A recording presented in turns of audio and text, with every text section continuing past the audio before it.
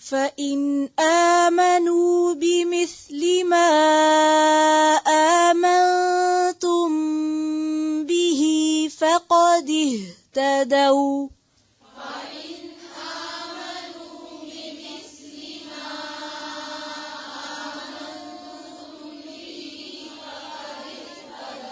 فَقَدِ اهْتَدَوْا فَإِنْ آمَنُوا بِمِثْلِ مَا آمَنْتُمْ بِهِ فَقَدِ اهْتَدَوْا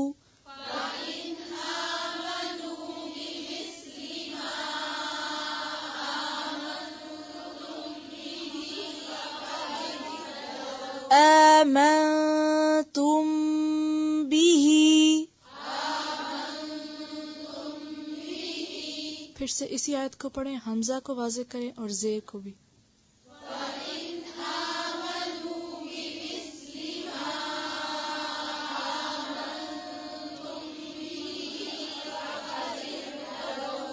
فَقَدِ اهْتَدَوْا دال کے نیچے کیا ہے؟ اس کو اور باریک کریں پھر سے. وَإِن تَوَلَّوْا فَإِنَّمَا هُمْ فِي شِقَاقٍ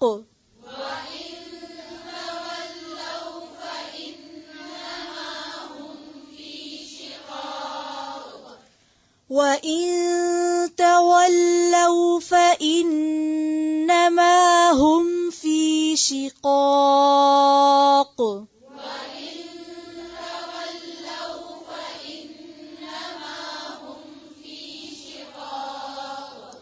فَسَيَكْفِيكَهُمُ اللَّهُ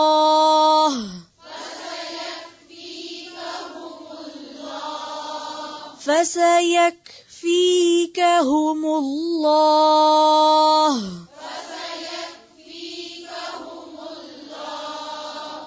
وَهُوَ السَّمِيعُ الْعَلِيمُ.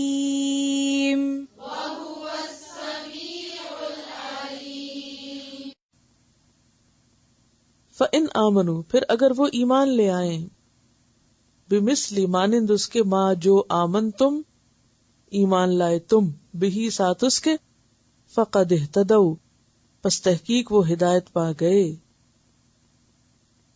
وَإِنْ تَوَلَّوْا اور اگر انہوں نے منہ موڑا، یہ پیچھے پڑ چکے نا. فَإِنَّمَا تو بے شک ہم وہ فی شقاق، شقاق کا لفظ جو یہ شین قاف قاف سے شق سے. اذا السماء انشقت، شق کس کو کہتے ہیں؟ پھٹ جانے کو. تو مراد ہے یہاں ضد، یعنی پھٹ کے الگ ہو جاتا ہے نا جب، تو پھر انسان بے وجہ دوسرے کی مخالفت شروع کر دیتا ہے. وَإِنَّ الظَّالِمِينَ لَفِي شِقَاقٍ بَعِيدٍ قرآن میں آتا ہے. فَسَيَكْفِيكَهُمُ اللَّهُ. اب آپ دیکھیں ایک لفظ ہے لیکن اس کے اندر کئی چیزیں شامل ہیں. فا سا یکفی کا ہم، تو الگ الگ اس کو سپلٹ کر لیجیے. فا پس، سا ان قریب، یکفی کافی ہوگا، کا تجھ کو، ہم ان کی طرف سے، اللہ اللہ.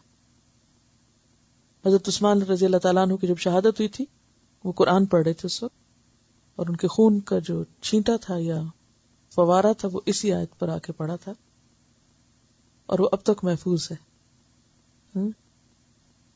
مصحف عثمانی جو ہے وہ محفوظ ہے. یعنی کتنی زبردست گواہی ہے کہ یہ جو ظالم آپ کے ساتھ کچھ بھی کر رہے ہیں، آپ فکر نہیں کریں، ان سب کی طرف سے تجھے اللہ کافی ہے. وَمَن يَتَوَكَّلْ عَلَى اللَّهِ فَهُوَ حَسْبُهُ. جو اللہ پہ بھروسہ کرتا ہے اللہ اس کے لیے کافی ہو جاتا ہے. وَهُوَ السَّمِيعُ الْعَلِيمُ اور وہ سننے والا ہے، جاننے والا ہے.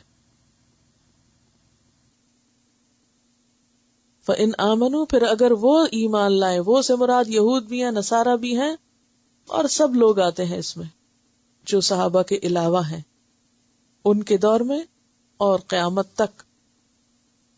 بِمِثْلِ مَا آمَنْتُمْ بِهِ جیسا تم ایمان لائے ہو. کیسا ایمان؟ جو پچھلی آیت میں گزر چکا. فَقَدْ اهْتَدَوْا تو یقیناً وہ ہدایت پا گئے. وَإِن تَوَلَّوْا، اور اگر انہوں نے منہ موڑا کس بات سے؟ اس طریقے سے، ملت ابراہیم سے. تو پیچھے آیا نا وَمَن يَرْغَبُ عَن مِلَّةِ إِبْرَاهِيمَ، تو جو اس طریقے سے منہ موڑے گا فَإِنَّمَا هُمْ فِي شِقَاقٍ، تو اصل بات یہ کہ وہ ضد میں مبتلا ہے، وہ ایگو کا مسئلہ ہے، بس وہ مخالفت برائے مخالفت کر رہے ہیں.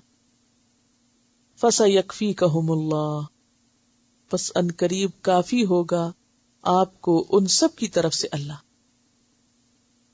اب لوگ دو حصوں میں بٹ گئے.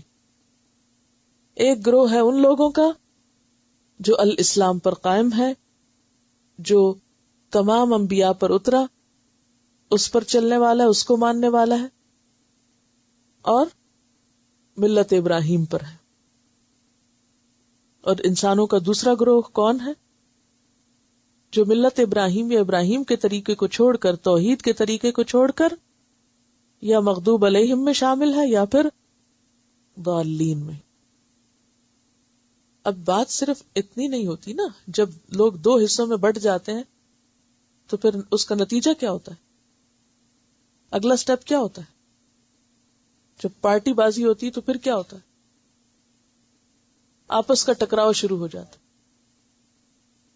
اب ایک طرف اہل حق ہیں اور ایک طرف اہل باطل ہیں، تو کیا حکم ہے کہ جو باطل پر ہیں وہ اگر آپ کو نقصان بھی دینا چاہیں کوئی نقصان نہیں دے سکیں گے.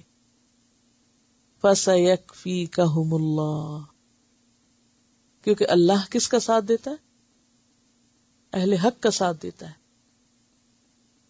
اب آپ دیکھیے کہ جب کسی کی مخالفت ہوتی، یہ تو قدرتی بات ہے، شروع سے ایسا ہوتا آ رہا نا کہ جو شخص بھی اللہ کا نام لے گا اس کی مخالفت ضرور ہوگی. تو اس میں عموماً پھر انسان طریقہ کیا اختیار کرتا ہے مخالفت کا جواب دینے کا؟ جواباً کاروائی شروع کر دیتا ہے. کسی نے آپ کو کچھ کہا، آپ اس کو کھری کھری منہ پہ سنائیں. یہ طریقہ نہیں درست. کرنا کیا ہے؟ اس کو تو کرے اللہ کے حوالے، وہ خود ہی جواب دے دے گا. آپ اپنی اصلاح شروع کریں، اپنے عمل پہ نظر ڈالیں، اپنے آپ کو اللہ کے لیے اور خالص کریں. یعنی ایک طریقہ کیا ہے مخالفت کے جواب دینے کا کہ آپ بھی جیسا کوئی کر رہا ہے ویسا ہی شروع کر دیں. اور دوسرا طریقہ کیا ہے؟ اپنے آپ کو اور بہتر. مخالفتیں کیوں آتی ہیں؟ آزمائشیں کیوں آتی ہیں؟ کس لیے آتی ہیں بتائیے؟ اور چمکانے کے لیے. کہتے نا تن دیے باد مخالف سے نہ گھبرا اے عقاب، یہ تو چلتی ہے تجھے اونچا اڑانے کے لیے. مخالفت انسان کے لیے اور بلندی کی طرف لے جانے کا باعث بنتی، کیونکہ جب آپ کو کوئی کرٹیسائز کرتا ہے نا تو آپ فوراً دیکھتے ہیں اچھا یہ کمی ہے مجھ میں، ابھی میں اس کو پورا کرتا ہوں. چیلنج ہو گیا نا آپ کے لیے. اچھا دوسرا کیا ہوتا ہے؟ اچھا کہیں میں نے کوئی غلطی کی ہوگی، فوراً انسان اپنی اصلاح شروع کر دیتا. اچھا مجھے یہ نہیں کرنا.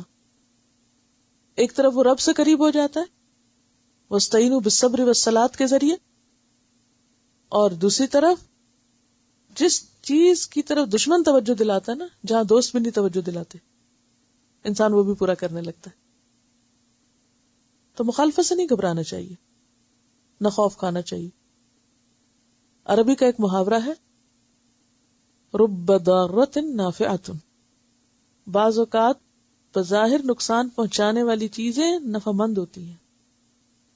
بظاہر نقصان دینے والی چیزیں فائدہ مند ہوتی ہیں. کیسے؟ ان مع العسر یسرا، تنگی میں پڑو گے، جیسے وہ کہتے ہیں نا گنا بیلنے میں پڑے گا تو جوس نکلے گا نا. کوئی بھی پھل جوس نہیں بنتا جب تک کہ وہ جوسر کے اندر کرش نہ ہو، اسے کرش ہونا پڑتا ہے. اسی طرح انسان نکھرتا نہیں جب تک کہ وہ بٹی میں نہیں تپتا، مشکلات میں نہیں پڑتا، چیلنج جب تک اس کے سامنے نہیں آتے. اس لیے زیادہ آسانیاں اور زیادہ سہولتیں بھی بعض اوقات انسان کو ناکارہ کر دیتی ہیں. تو یہاں پر کیا کہا گیا کہ اب یہ جو مخالفت شروع ہوگی تو اس مخالفت کی پرواہ نہ کریں. فَسَيَكْفِيكَهُمُ اللَّهُ، ان کے مقابلے میں اللہ تمہیں کافی ہو جائے گا. وہ اللہ کا کام، وہ سنبھال لے گا. آپ کا کام کیا ہے؟ صحیح طریقے کو اختیار کرو. وَهُوَ السَّمِيعُ الْعَلِيمُ، اور وہ سننے والا ہے، جاننے والا ہے، سب دیکھ رہا ہے کہ کیا ہو رہا ہے. اب آپ دیکھیے کہ یہاں پر لفظ استعمال ہوا ہے فَقَدْ اهْتَدَوْا، وہ ہدایت پا گئے. ہدایت کا اپوزٹ کیا ہے؟ گمراہی، دلال. تو حق کا علم ہونا اور اس پر عمل کرنا ہدایت ہوتا ہے. حق بات کا علم اور اس کے مطابق عمل کیا ہوتا ہے؟ ہدایت. اور حق کے بارے میں لا علمی اور اس پر عمل نہ کرنا کیا ہے؟ گمراہی. اولئک علی ھدی من ربہم کون ہے؟ جنہوں نے حق کو پہچانا، جانا، اس کے مطابق عمل کر لیا. اور گمراہی میں کون ہے؟ جو نمبر 1 جانتا ہی نہیں کہ حق کیا ہے، اور نمبر 2 جاننے کے بعد بھی وہ طریقہ نہیں اختیار کرتا. تو اسی لیے کیا کہا فَإِنْ آمَنُوا بِمِثْلِ مَا آمَنْتُمْ بِهِ، وہ ایمان لائے جیسا تم ایمان لائے ہو. تم سے مراد یہاں کون ہے؟ صحابہ کرام. چلیے بتائیے مجھے کیسا ایمان لائے تھے صحابہ کرام؟ صرف زبانی کلامی باتیں کرتے تھے؟ زبانی جمع تفریق کرتے تھے یا کچھ اور بھی کرتے تھے؟ کیا کرتے تھے؟ سمعنا و اطعنا. انہوں نے دین کی خاطر قربانیاں بھی کی تھی. تو اللہ تعالیٰ نے صحابہ کرام کو ایک سٹینڈرڈ بنا دیا. تم سے بھی ویسا ہی ایمان مطلوب ہے. اب ہم میں سے ہر ایک اپنے آپ کو پرکھ لے، ہم کہاں کھڑے ہیں؟ مطلوب ایمان کیا ہے؟ اب دل تو یہ چاہتا ہے کہ ایک سوال آپ کو دوں کہ صحابہ کرام کی خوبیاں کیا تھیں جس کو معیار بنایا جا رہا ہے. نمبر 1 ان کے اندر قول اور فعل کی موافقت تھی. وہ ایسا نہیں کرتے، کہتے کچھ تھے کرتے کچھ تھے. قرآن میں ان کی صفات آئی ہیں. کیا صفات ہیں؟ کچھ پتا ہے آپ کو؟ مثلا کوئی صفت آپ کو یاد ہو؟ نماز قائم کرنا، اور جی امانت کے پاسدار. اور دیکھیے سورۃ الفتح کے آخر میں بہت اچھی طرح صحابہ کرام کی صفات بیان ہوئی ہیں. محمد الرسول اللہ والذین معہ اشداء علی الکفار رحماء بینہم. رحماء بینہم، آپس میں رحیم ہیں، شفیق ہیں. ہمارا حال کیا ہے؟ کوئی ذرا سی ہمیں بات کہہ دے تو ہم پلٹ کے ایسا جواب دیں گے کہ وہ آئندہ ہمت نہ کرے بات کرنے کی. رحماء بینہم، آپس میں رحیم. یعنی ہم ہر وقت تیار رہتے ہیں دوسرے کو جواب دینے کو. سٹبن، چٹان کی طرح ہے دوسرے کے سامنے. ہاتھ نہ لگانا مجھے، بات نہ کرنا مجھ سے، کوئی گنجائش نہیں. ایسے تھے صحابہ کرام. رحماء بینہم. کوئی سوال کرے تو جواب کیسے دیتے ہیں ہم؟ کوئی پوچھے ہم سے کچھ، کیا کرتے ہیں؟ کوئی مدد طلب کرے، کیا رویہ ہوتا ہے؟ تو سب سے پہلے تو ہمیں آپس کے تعلقات کو بھی دیکھنا ہوگا کہ مثلاً کسی کو اگر جگہ چاہیے تو ہم اس کے لیے وسعت پیدا کرتے. ہمارا آپس میں کیا معاملہ ہے؟ رحماء بینہم، آپس میں رحیم ہیں، ایک دوسرے پہ ٹرسٹ کرتے ہیں، مہربان ہیں. تراہم رکعا سجدا، تم انہیں دیکھو گے ان کے فارغ اوقات کیسے گزرتے ہیں. رکعا سجدا، کثرت سے رکوع اور سجدے کرنے والے. سیماہم فی وجوہہم، سجدوں کے نشان ان کے چہرے پر ہیں. من اثر السجود. ذلك مثلهم في التوراة ومثلهم في الانجيل كزرع اخرج شطأه فآزره فاستغلظ فاستوى على سوقه يعجب الزراء ليغيظ بهم الكفار. آج ہمارا حال کیا ہے؟ تو یہاں پر کیا کہا جا رہا ہے؟ ویسا ایمان چاہیے. اسی لیے صحابہ کرام کے حالات زندگی پڑھائے جاتے ہیں تاکہ یہ پتہ چلے کہ ان لوگوں نے کس طرح زندگی گزاری تھی. کیونکہ ہم سے ویسا ایمان مطلوب ہے. ہمارا معیار آج کے لوگ نہیں ہیں کہ آج کے دور کی کسی شخصیت کو آپ آئیڈیل بنا لیں کہ ہم فلاں کی طرح بننا چاہتے ہیں. نہیں، قرآن کا مطلوب یہ لوگ ہیں، صراط الذین انعمت علیہم. ان کی طرف دیکھنا ہے کہ انہوں نے کس طرح کا اسلام قبول کیا تھا.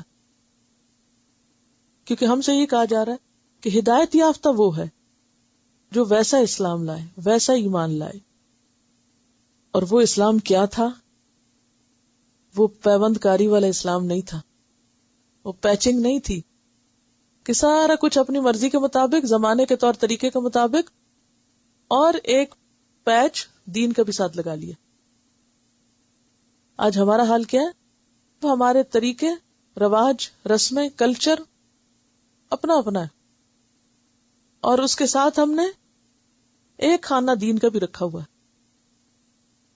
ہم سب وہ کچھ کرتے ہیں جو لوگ کرتے ہیں، اور اس کے ساتھ تھوڑا سا اسلام کا بھی نام رکھ لیں گے، نام اپنا مسلمان کا رکھ لیں گے، نکاح اسلامی طریقے پہ کر لیں گے، اور فوتگی کے وقت جنازہ اسلامی طریقے پر ہو جائے گا. چند ایک ریچولز ہم نے اسلام کے لے لیے، اور باقی طور طریقے، باقی سٹائل، باقی انداز وہ اندر رچا بسا نہیں نا.